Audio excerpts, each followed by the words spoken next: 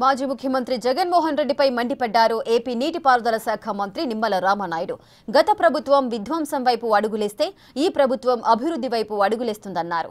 ముఖ్యంగా ఇరిగేషన్ శాఖ వైసీపీ ప్రభుత్వంలో చాలా నష్టపోయిందన్నారు నిమ్మల. 8,000 కోట్ల రూపాయల బిల్లులు జలవనరుల శాఖలో పెండింగ్లో పెట్టిందని విమర్శించారు. చంద్రబాబు లక్ష్యానికి అనుగుణంగా ఈ ఏడాది డిసెంబర్ చివరి నాటికి డయాఫ్రమ్ వాల్ పూర్తి చేస్తామన్నారు. వర్షాకాలంలో సైతం పనులు జరిగేలా ఎగువ క్యాపర్ డ్యాంను బలోపేతం చేయడానికి బట్రస్ డ్యాం మే నెలకల్లా పూర్తి చేస్తామని హామీనిచ్చారు మంత్రి.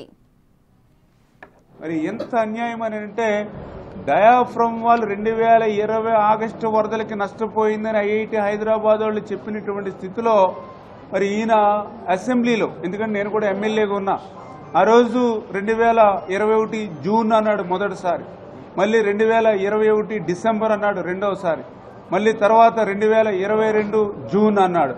నిండు శాసనసభలో అసలు డయాఫ్రమ్ వాల్ ఉందో లేదో కూడా తెలియకుండా ముఖ్యమంత్రి మాట్లాడారు అని అంటే మరి వాళ్ళకు ఉండేటువంటి పరిజ్ఞానం అంటే వాళ్ళ నీటిపారుదల శాఖ మంత్రి కూడా ఆ రోజు చెప్పాడు, డయాఫ్రమ్ వాల్ అనేది ప్రతి ప్రాజెక్టుకు ఉంటుంది, బాక్రానంగల్కు ఉంటుంది, హిరాగుడ్డుకు ఉంటుంది, శ్రీశైలంకు ఉంటుంది, నాగార్జున సాగర్కు ఉంటుందని.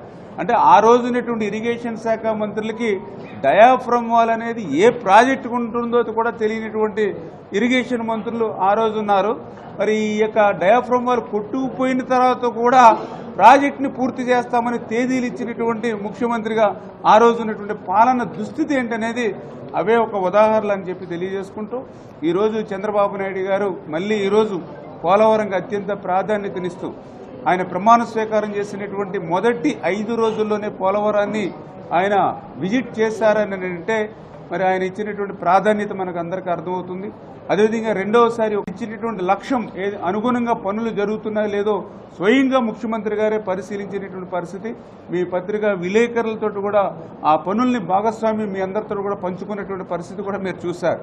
గతంలో ఎప్పుడు కూడా ముఖ్యమంత్రి వచ్చింది లేదు, వచ్చినా కూడా కనీసం ప్రెస్ వాళ్ళు ఇంకా కన్నెత్తి చూసినటువంటి పరిస్థితి కూడా లేదు. అంటే గత ముఖ్యమంత్రికి ఈ ముఖ్యమంత్రికి ఉన్నటువంటి తేడా ఏంటనేది తెలుస్తూ అందులో భాగంగా ఏదైతే మరి డయాఫ్రమ్ వాల్ మళ్ళీ గత ప్రభుత్వం చేసినటువంటి ధ్వంసం నుంచి మళ్ళీ నిర్మాణం వైపు అడుగులేస్తూ మళ్ళీ 990 కోట్ల రూపాయలతోటి కొత్త డయాఫ్రమ్ నిర్మాణం చేయాలని ఏదైతే సిడబ్ల్యూసీ ఇచ్చినటువంటి దాని ప్రకారం ఆ డయాఫ్రమ్ వాల్ పనులు మొన్న జనవరి 18వ తేదీ నుంచి ప్రారంభించడం జరిగింది.